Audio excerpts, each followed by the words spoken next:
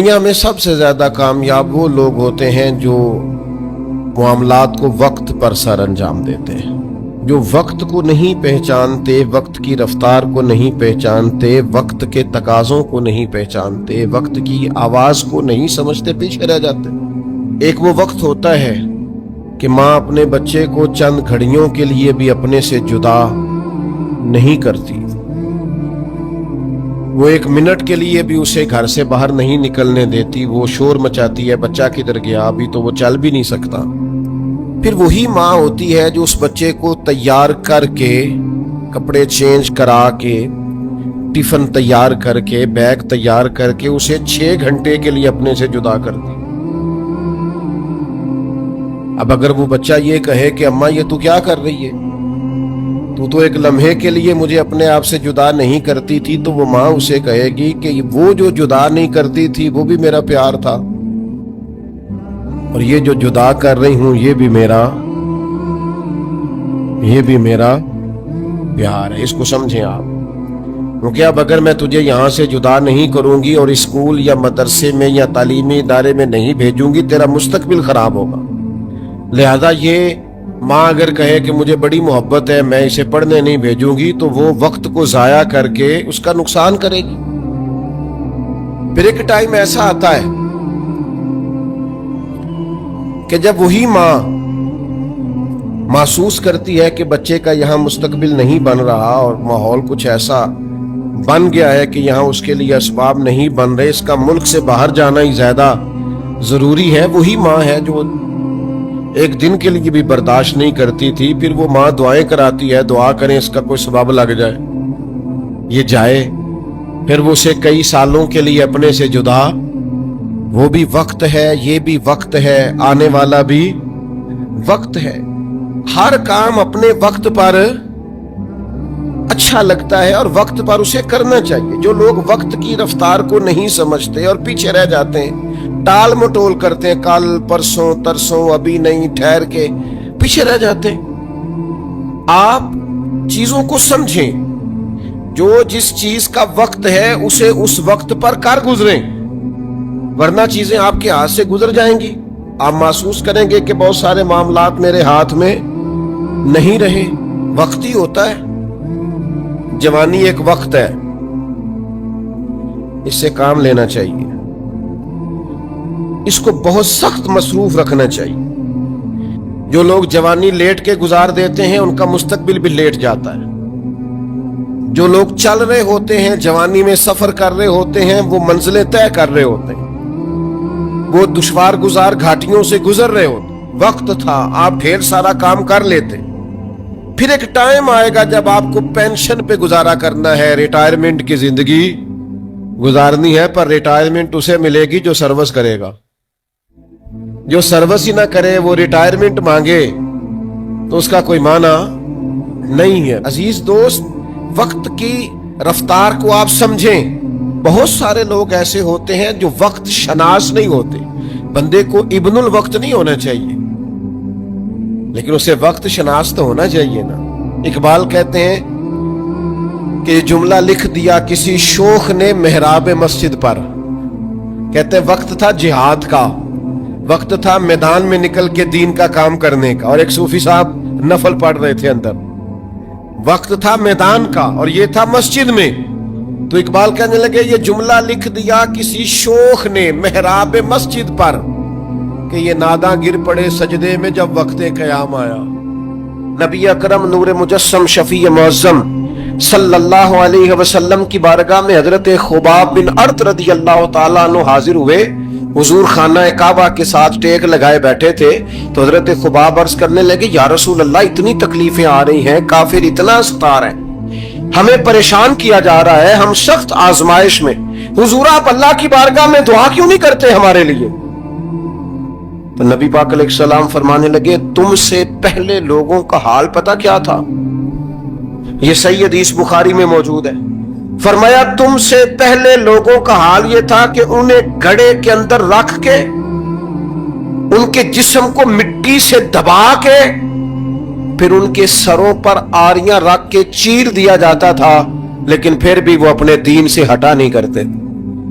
नबी पाक अलैहिस्सलाम फरमाने लगे तुम से पहले लोगों का ये आलम था कि उनके जिस्म लोहे की कंगियों से कुरेद दिए जाते थे, उनका गोश्त उतार दिया जाता था, लेकिन वो अपने दीन से हटने को तैयार नहीं होते थे। यारी तेरी सोने पर आजमैशां तेरियां अग, ए सोना परखिया जामदा ही पहलो नाल अगां दे लग।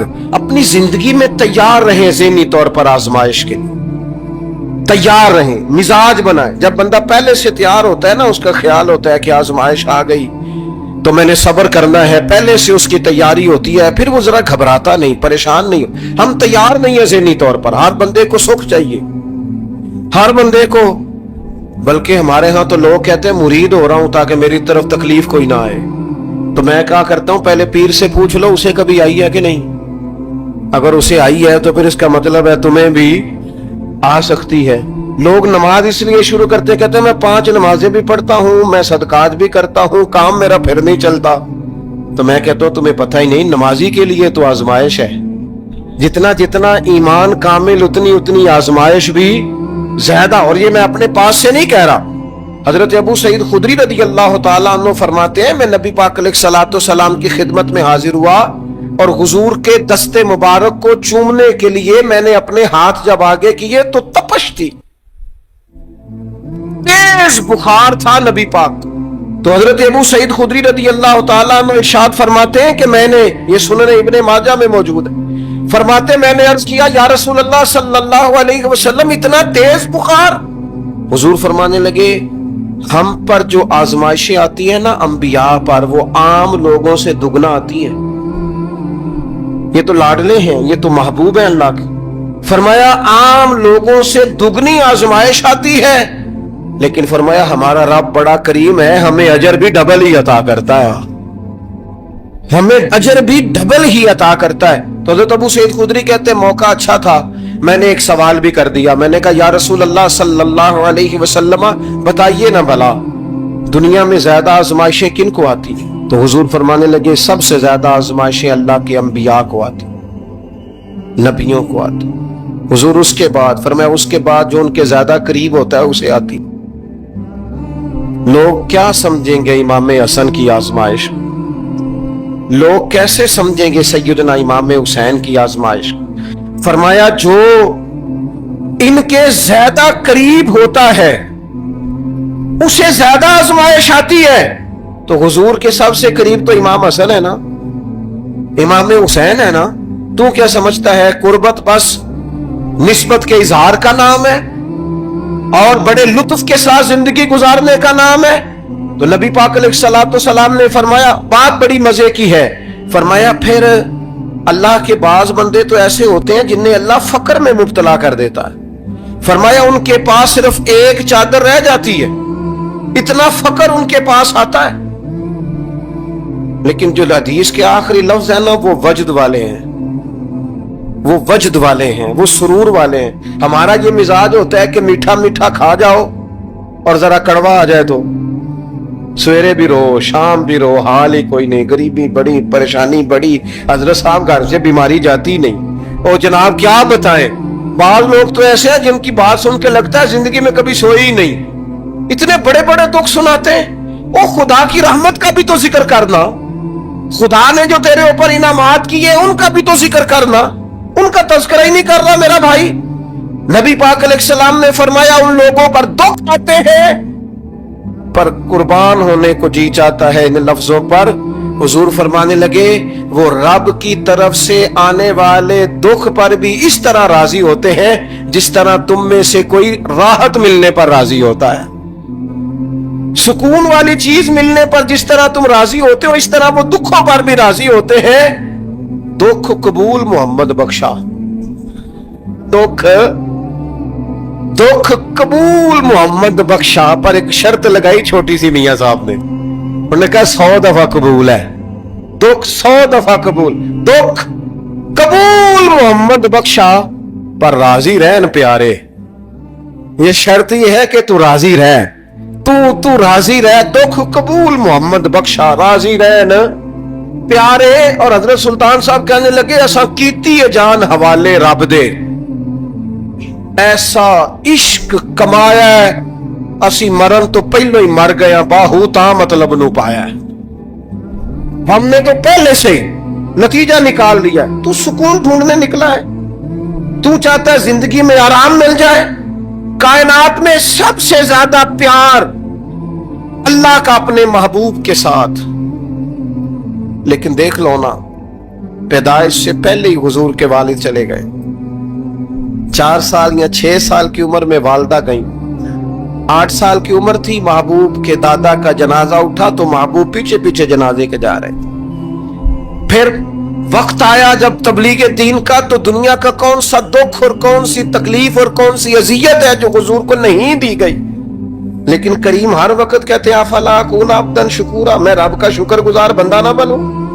हर मकाम पर कभी बदर कभी ओहद, और हर तरह की तकलीफ, हर तरह की तकलीफ, कभी बेटियों का दुख, कभी सैयदा आयशा सिद्दीका के बारे में मुनाफिकों की नाजीबा गुफ्तगू, सारे दुख महबूब की हयात पाक में रहे। करीम ने उन दुखों को बर्दाश्त किया। फिर आप देख लें दौर हजरत सिद्दीक अकबर का आया तो हजरत अबू बकर सिद्दीक इस उम्मत में नबियों के बाद सबसे बड़ा दर्जा रखते हैं। लेकिन कोई जिंदगी इस तरह की तो नहीं कि बड़े 2.25 साल बड़े आराम से हुकूमत की हो। मुनकरीने ज़कात से लड़ना पड़ा हजरत अबू बकर सिद्दीक को, आजमाइश थी, लोग मुनकर हो गए ज़कात की। हजरत सिद्दीक अकबर लड़े, खत्म नबुव्वत के तहफ्फुज के लिए लश्कर तैयार किए, बहुत सारे मसाइल का सामना करना पड़ा। सुबह दिन रातें जनाब अबू बकर ने मुशक्कत करके खिलाफत इस्लामिया को मजबूत किया। दौर हजरत उमर का आया,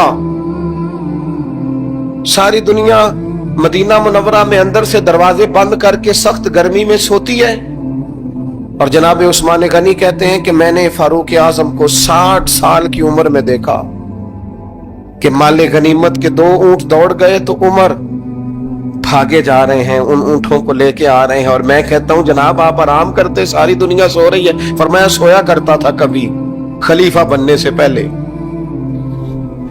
उमर किसी गुलाम को कह देते, चूंकि प्यार था ना, याराना था ना।